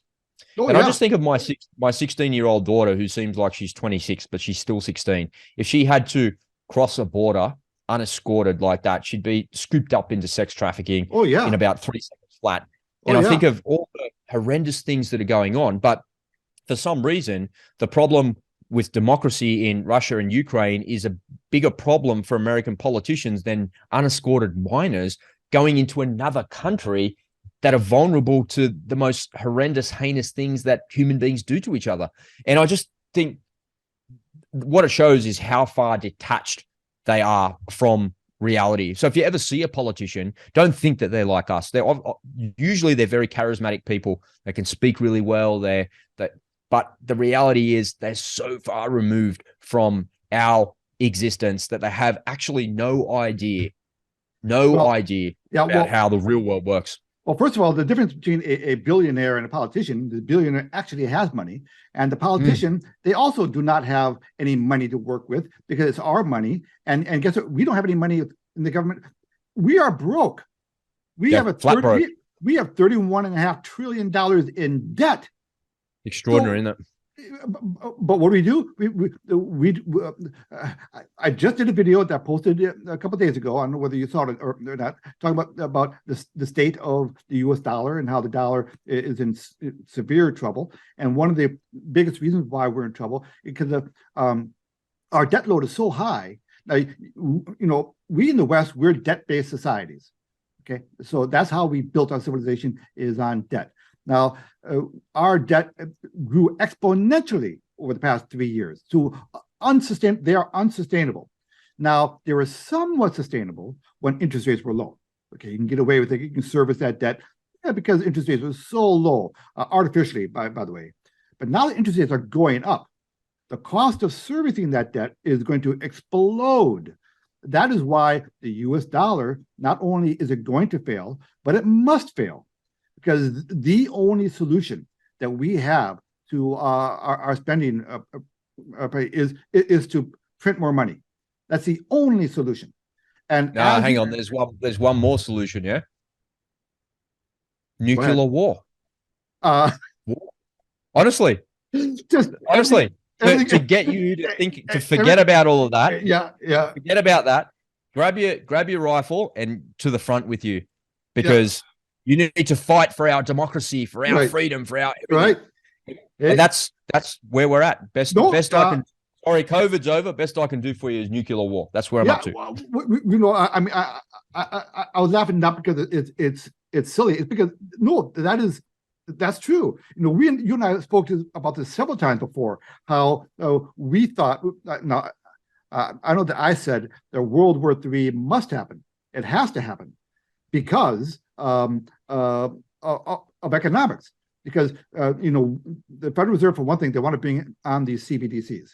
And the new financial world order, you know, headed by and masterminded by the WEF. I won't say the full name because YouTube might pick it up, but the WEF people, you know, they want a new financial world order, or in order to implement the kind of changes that they want to implement, like these digital currencies and like these digital IDs that they want everyone to have, like these 15-minute cities that you want to live within. In order to institute these kind of dramatic social changes to us, they're going to have to give you a shiny object to focus on.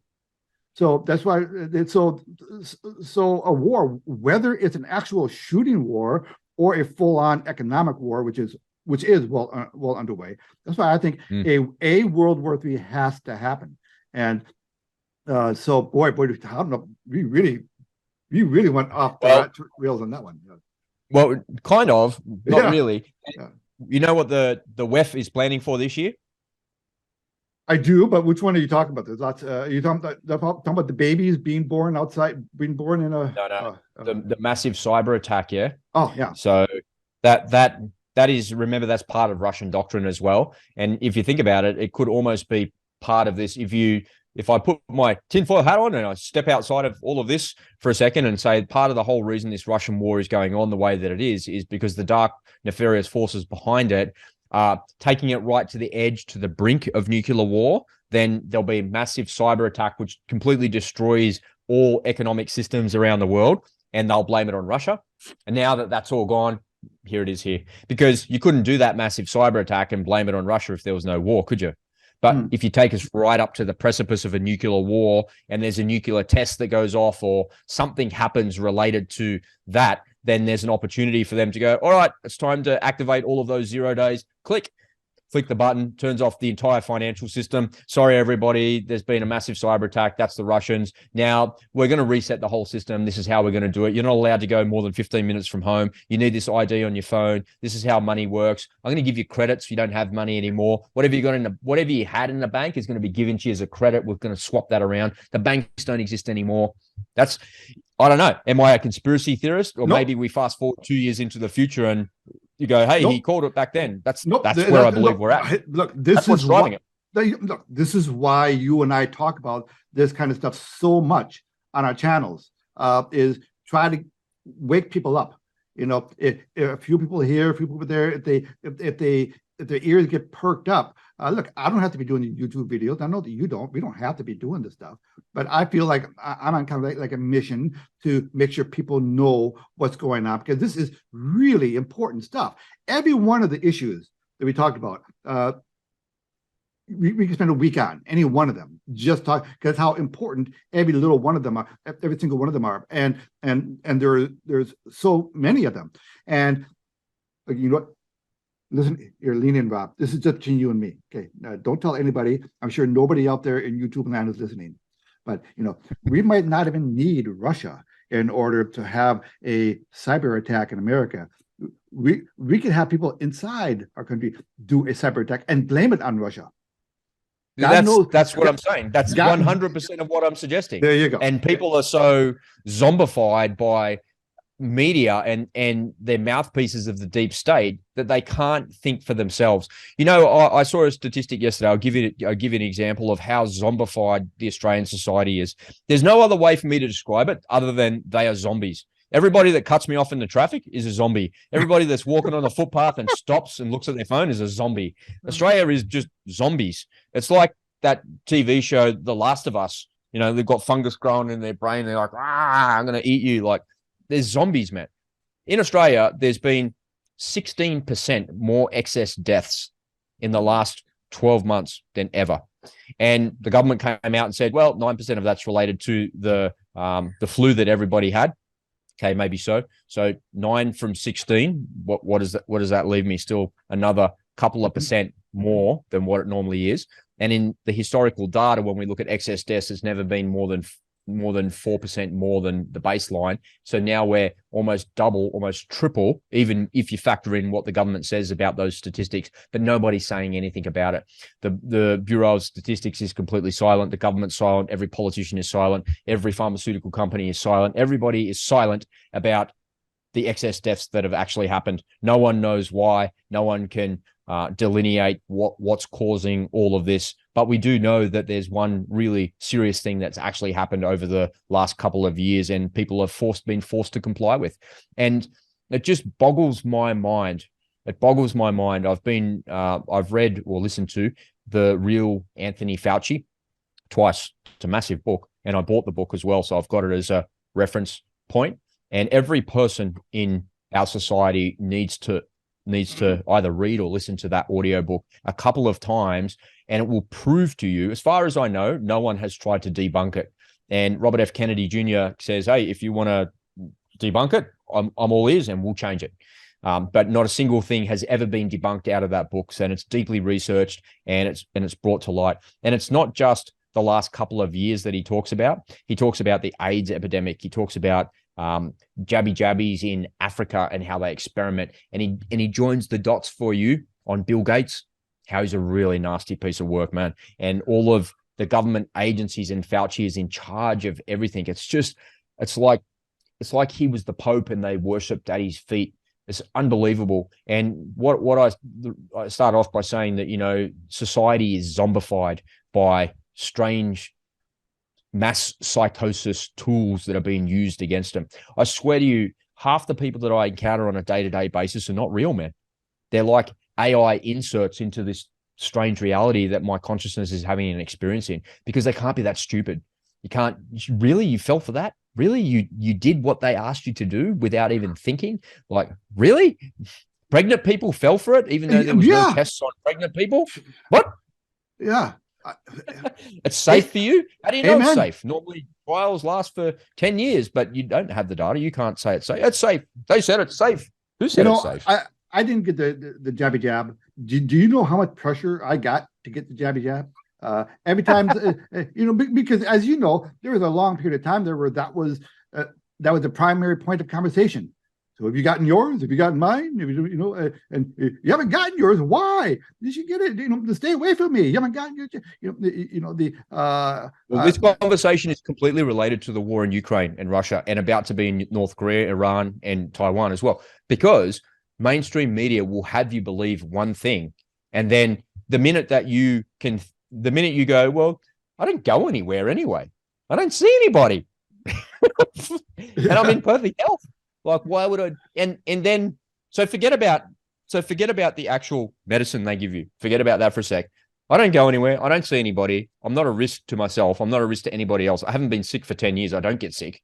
Like, I don't. What makes you think I'm going to get this? And then on top of that, the worst thing is that whenever a politician speaks, under my breath, I mumble the word liar. Liar. I don't believe anything any politician ever says. And the minute that you do something that a politician tells you to do, you give away all of your self-respect. So all of your self-respect is gone because Scott Morrison's standing up there saying, it's safe, we can, and then the chief health officer, they're saying all of these things. I'm like, if I listen to anything that you say, all of my self-respect as a man and as a human being that lives in this world is gone, because you're an absolute fool. You're a fool. I love You're a it. fool of the highest order. You're a liar. You're on record lying. I So love it. you're on Yep. record lying. I don't believe anything that you say. So forget about what is actually in it and what it does for you. That's got nothing to do with my stance on it. My stance on it is I don't see anybody. I'm in perfect health. I never get sick, and I don't do what politicians tell me to do. Well, if people just adopt the attitude of being a free thinker and being willing to challenge whatever they're hearing on TV, don't take Ronald everything Reagan, on trust but verify. Don't say anything that I say or you say, or Rob says, for that matter. Do your own. Be a free thinking human being, for crying out loud. There is an actual reason. There's an actual process that turns normal, honest politicians into corrupt ones. Because I do think that a lot of people do run for politics initially, for noble reasons, right? Of course, and then they do. 100%. Yeah, and then they get to Congress, they get into the Senate, and then a couple of years later, you find out what the hell they're the same old story, and it happens pretty much all the time. It's very rare to find it independently thinking. They're out there, but they're few and far between. What happens is, so you get a freshman senator, a freshman Congress, and they show up, and they have their little orientation. They sit in an auditorium. If you look at it, it's like a high school, orientation meeting. They say, well, the bathroom's over there, and the kitchen's over there, and if you want to walk to that building, you go this way. It's an orientation. And okay, so this is how Congress works. If you want to put in a bill, you do this, blah, blah, blah, blah. It's, the basic, it's politician 101, how to be a politician.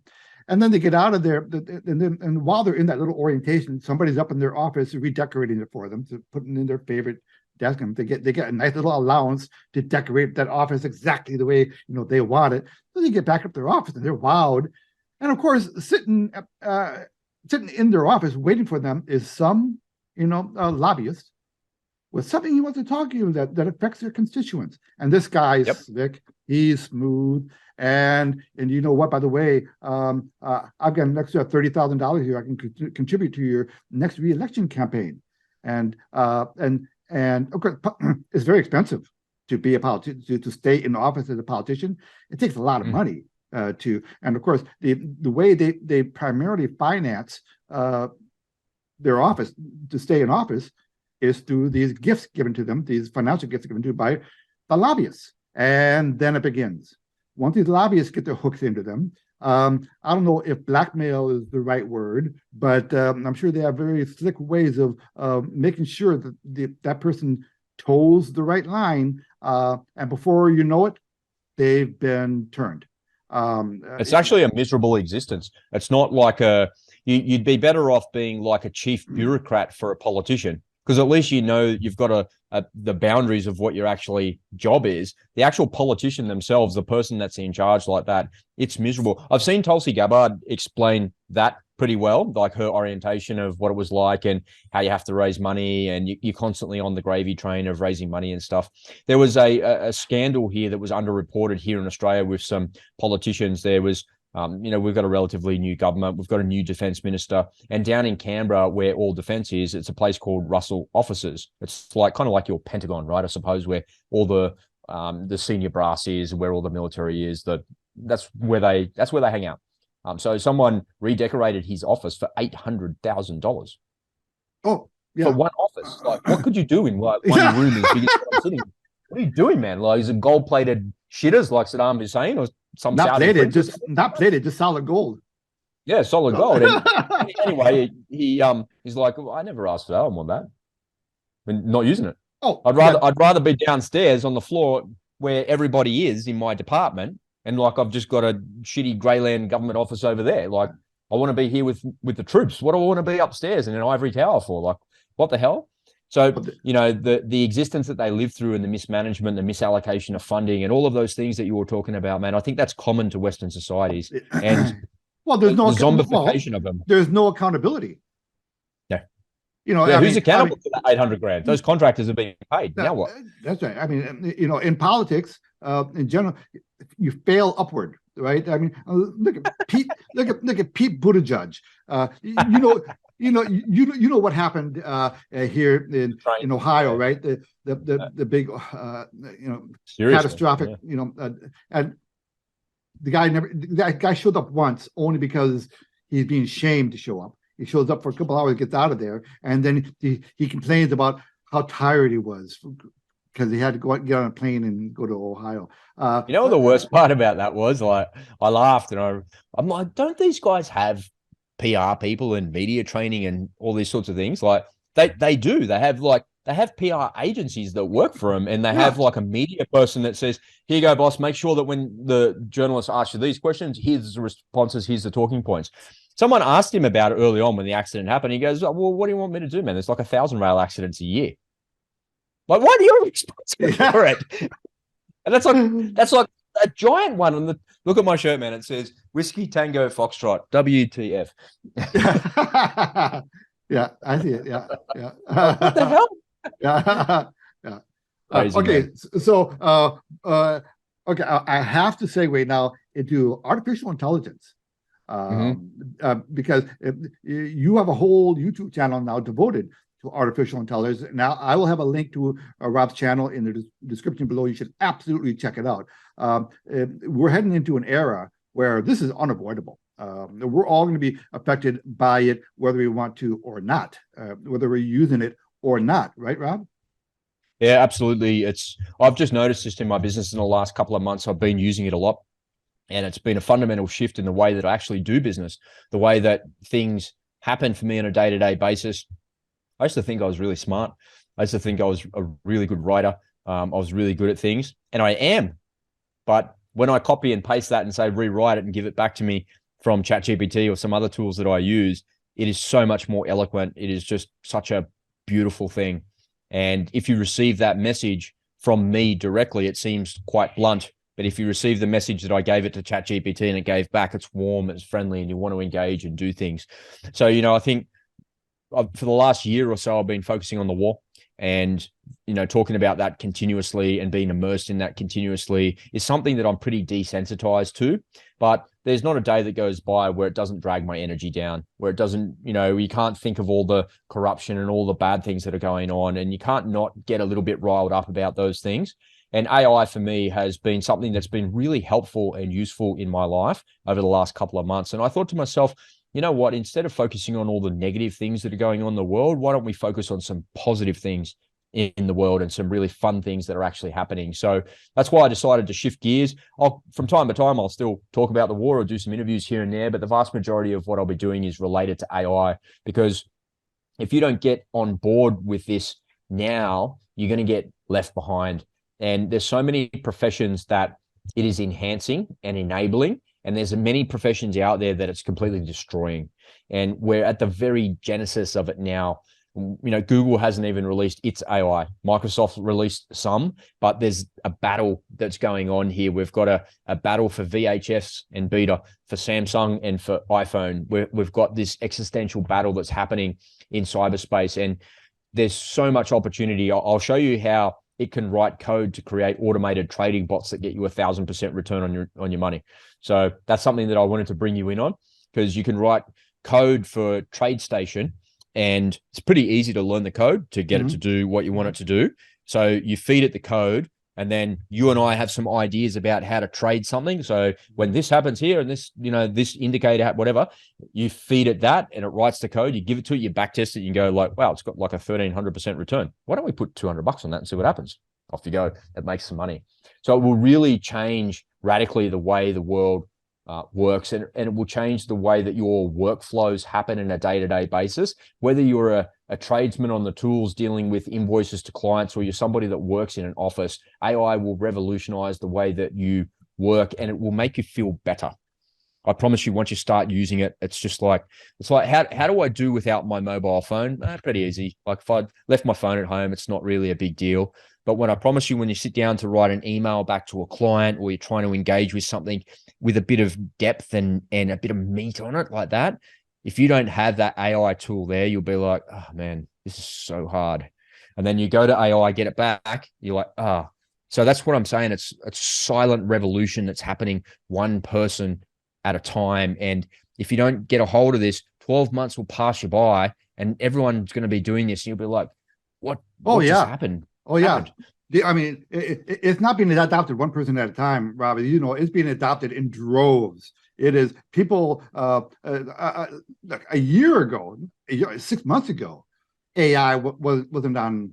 But now, if you do a YouTube search, they're all over YouTube. The information, people are adopting it pretty darn fast. But the thing that I'm seeing with, my anecdote with adoption is maybe slightly different to what you see out there. Like I see some guy's video about AI and he's got like 400,000 views. And it's like a lot of people want an introduction tutorial to that tool. That's cool. That's awesome. But then when I ask around the people in my little ecosystem that I engage with, like, have you been using AI? They're like, yeah, I kind of tried it, but yes, whatever, man. Like, just use Google.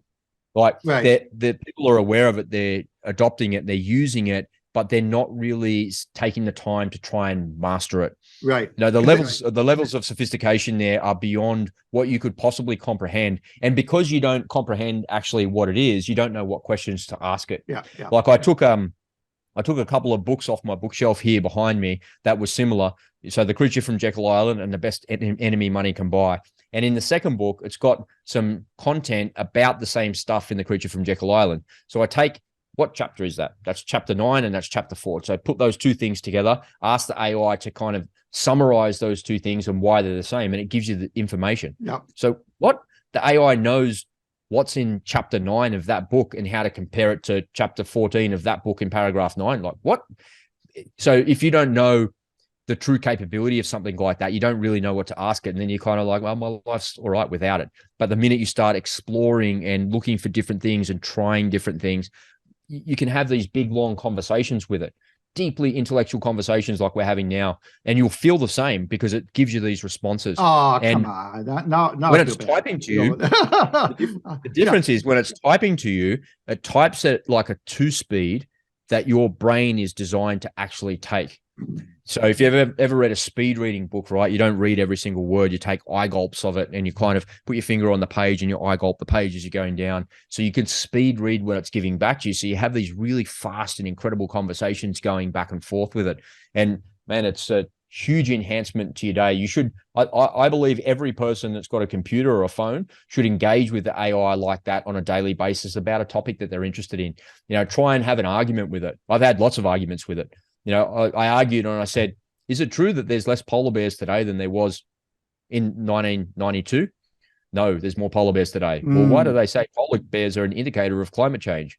Oh, blah, blah, blah, blah. And I argued with it for, you know, there's no such climate change like this to see what it would do. And, you know, it put forward good arguments, but after a while it kept putting forward the same arguments and it's like it reached the limits of its knowledge, but it's not for that. It's ChatGPT is a language model, right? It's not it's not designed to argue with you. Well, I'm sure that'll come someday. You know, well, you know, what I liked about what I like about your videos, and I've watched them all. I'll watch everything that you do. You know, I remember watching the video that you referred to where you had them compare the chapter, the two, but you said, please compare, you know, this and that, and it did. And I watched, but what I like about your videos is that a few things. One is you give examples. You talk about the use case of this particular software. This is what you would use it for, and then let's try it out. And you give an example, and you show practically. I mean, you're not there to promote any one AI program, but you talk about them because that's what you're there to do. Teach people about artificial intelligence, and you teach people exactly.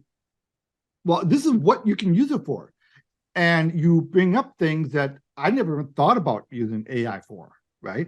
And I said, wow, okay, you know, that would be useful. Now, I've been playing around with it a little bit. Now, I'm still just a guy who grew up with, you know, record players and cassette players and bell-bottom jeans, okay? So I'm kind of a slow study with this stuff, but I do make a little noble effort to be on the cutting edge. As much as I can, and so you know what I can. So I thought, well, what can I use this for my YouTube channel? And so it has helped me like identify like keywords, for example. Well, keywords should I use for this, for if people are searching for the product? I haven't used it yet to help me write a script. I still do it the old-fashioned way. I write my own script and I kind of talk into the camera. But I do plan on looking into that, see if I can do a better job. Because I'm not the smoothest presenter on YouTube, so I do want to it's learn. Never going to write it's never going to write a script for you in that point, right? But you might have.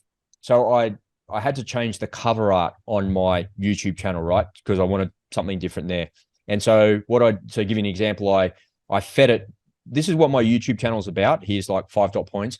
Here's the title, the text in the top of the screen that I should have, because I was sitting mucking around with Midjourney for about 2 hours trying to create a background for it, and I couldn't figure out what to put there. And then I thought, why don't I just ask ChatGPT? And I asked it, I fed it some information and said, why don't you have a background like this? And I said, can you give me 5 ideas? And it goes, there's 5 more ideas. And I think one of the things to do with it is, because it's so extensive, is just to get the information in bite-sized chunks. So only ever ask it for 5 or 10 things. So you've got an idea for a YouTube video. So you should never really start that video without having the title, the description, and the keywords researched properly. So I've got an idea for a video. I want to talk about trading, how when this happens, I'm going to do that. So now I go away and I research those particular keywords, find all the topics, look at those videos, figure out which videos at the top and work out what I can do to improve on that. Then copy and paste the top 20 video titles around that topic. Say, paste that into ChatGPT and say, here's a list of the top 20 videos about this. These are all the titles. Now, can you give me 10 options that are better than all of these combined? And it'll give you 10 options like that.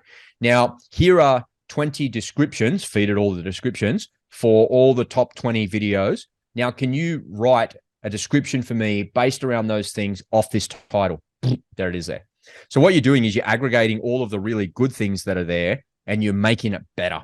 So the best thing about YouTube and being a YouTuber is you can always look at the existing content that's out there and go, that's what's working for that guy. The way he does the introductions, the way he does the delivery, his graphics, and the way he closes out, whatever it might be. And you can take those things and improve upon it. So ChatGPT can be an incredible tool and resource for giving you different titles, different descriptions. Keywords don't matter all that much. They definitely matter. But what matters is what you're saying throughout the video and then what's in the description, because the algorithm's going to use your voice, the voice recognition. Yeah, that's the first thing it uses. Then it uses the title to make sure that your voice recognition is the same thing as the title. That's what it's doing when it's processing, right?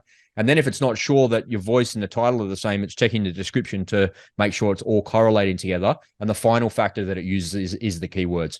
That's why YouTube say that keywords don't really matter too much inside of YouTube videos, because those other things take precedent over the keywords in there. So if you use the other people's content and aggregate their content to improve upon it and make it better, and then spin it a couple of times, normally, how would you normally do that? If I copied and pasted all those titles into a Word document, I'd just read them all and go, okay, what's my version of that? And I'd come up with 5 versions of that. What's the common theme here? What am I looking for? How would I do that? But instead of you having to go through all of that mental gymnastics, just feed the machine and the machine will do that for you. Don't like it? Ask again, ask again, ask again, ask again. Bang, there it is. Got it like that. Done. Eventually it's subjective, right? Eventually it gives you something you go, I like it. I'll use that. No, well, I think, this is something that, look, we're in a brave new world again, right? This is, people say, well, progress has been enormous. But, really, from what I can tell, the past 30, 40 years, there hasn't been really that much progress. Okay, yeah, we got the cell phone, we got our flat screen TVs and the flat screen monitors. Okay, that's all kind of cool. But what kind of real progress have we made societally? I mean, it's not like the nothing. We still drive chemical-driven cars. We're not driving around or flying around in anti-gravity machines. We're not going to Mars on an Elon Musk rocket, man. No, someone will invent some other technology that's associated with that. Yeah. I mean, look, we had the Industrial Revolution. There was a period there where there have been a few periods in our history, in the span of civilization, where we made massive jumps. The printing press was created. Boom, pop. Industrial Revolution, railroad. Boom, pop. There have been a few of them like that. But over the past several decades, it hasn't really been that big. Since probably mid-70s, there hasn't been that much quote progress in humanity, in our standard of living. If anything, it's going backward now. If you look at some of the societal things that are going on, but as you know, I've got a trading background. I started on Wall Street in 1987. So when I first started on Wall Street, and I worked at a big firm on Wall Street, and there were four of us brokers shared what was called a quotron machine. So if we wanted a quote, if we wanted to get a quote for a stock, we'd have to go. If another guy was standing there, we'd have to wait our turn to go back to the phone, call the guy. And people are really spoiled what they have now for trading. Anyway, so I worked on Wall Street for 30 years and started out as a stockbroker, then a trader, then a trading instructor. So I've seen the whole evolution in the world of trading. And as a trading instructor, I love trading. I'll talk to a mailbox about trading if it sits still long enough. I love talking about trading. But if someone were to ask me today for my opinion about how do I get started, what should I do, my question to them would be, why bother? Because nowadays you have outfits right now that will do the trading for you, with PAM accounts or whatever. And the current big evolution, and I think the world of trading is never going to be the same, is the advent of artificial intelligence layered over, algorithmic trading, that kind of thing. It's going to be a game changer. So anybody out there right now trying to trade on their own, you're not going to beat these guys. I'm sorry, you're not going to. We're in a so your run of the mill, textbook trader out there today, he's a dinosaur already. Man, why are you bothering? You're spending 8 hours in front of your screen, 10 hours in front of your screen. You don't sleep well that night because you're all psyched up and all stressed out over the day of trading. And your day, why bother? Just so artificial. You know that I'm in a program right now that I share with my group, and it is a trading program with that artificial intelligence laid over it. And this is, and it's the good AI. It's not. They've been working on this for a decade, right? So this is the grown-up AI stuff. As far as I'm concerned, this outfit has everyone else is going to be copying what these guys do. But I'm not here to sell that program. I've done videos on that already. But the point I was trying to make is with artificial intelligence, it is going to be, look, the genie's out of the bottle, and we're not putting it back. We're not going, and it's going to be used for any number of things. Look, the downside of it is I think that the real estate values in Silicon Valley are going to plummet, because all of these coders out there, these 20, 25-year-olds making ungodly amounts of money coding for Google, they're going to be out of work. Yeah, I had this conversation with my brother because he's a coder as well. He writes a lot of code for a lot of different things and builds a lot of different platforms for himself and other people as well. And I asked him that similar question, will that make you redundant? And he said, no, you still have to know the language. You still have to understand what things do. But instead of actually having to come up with the requirement for that thing, you just feed it what you're wanting it to do. So I need, when I mouse over this button, I need the color gradient to go away, and I need this thing to happen, whatever it normally is. So normally someone's sitting there coding that with a bit of Java or HTML or something like that. You just feed it, you ask it the language, and it just gives it to you. Is that what you want? You paste it there and you see if it works. Yeah, it works now, and then you can tweak it a little bit. So it doesn't make you redundant. It makes you faster, and it enhances actually what you're doing. But you're quite right. It does make a lot of people irrelevant, because the best coders in the world know how to do that in their brain. Now, I don't have to be the best coder in the world. All I need to do is to understand exactly what I'm trying to achieve. I ask the machine to achieve it for me, then I get it back, and then I can actually move forward and execute on that as well. So I think there's this bit of a symbiosis there. They exist, they coexist together. By itself, the AI doesn't do anything. It's nothing. It's an inanimate object. But when you apply some gray matter to it and some brain power to it, it can enhance exactly what you're doing. Imagine if suddenly, the way I feel about it is, my writing ability is now 200% better than what it was. And the only thing that's going to make me 500% better than what I was is being able to ask better questions. And over time, I'll end up asking better questions by default, because what I'm doing is I'm learning to use the machine. And now I asked it that question and I got an answer back that I never expected. Oh, shit. So now I know next time when I ask a question, this is what I'm going to do. Now, next time. So that's a really sensible sort of way of thinking about it. But incrementally, it will improve your life. The more you use it, the more you'll improve. The more you improve, the more your life improves. The more your life improves, the more the lives of people around you improve, because you can't have that positive thing happening to you like that. And talking about the war for the last year has been the opposite of that, because war is a failure of humanity. It's the collapse of society. But AI is generating such positive things in society. And I think I'd rather be on the positive side of the spectrum from here on out. So it's kind of cool. Yeah, Rob, I'm really looking forward to seeing all the videos you have coming out, and I encourage everybody check out Rob's channel and start learning this stuff. He gives it to you in bite-sized pieces, so it's easy to absorb, and you can always watch them over and over again, which you should do. Because I've been doing that. To sometimes things don't sink in the first time you hear it. Sometimes you have to hear it, but it all makes sense.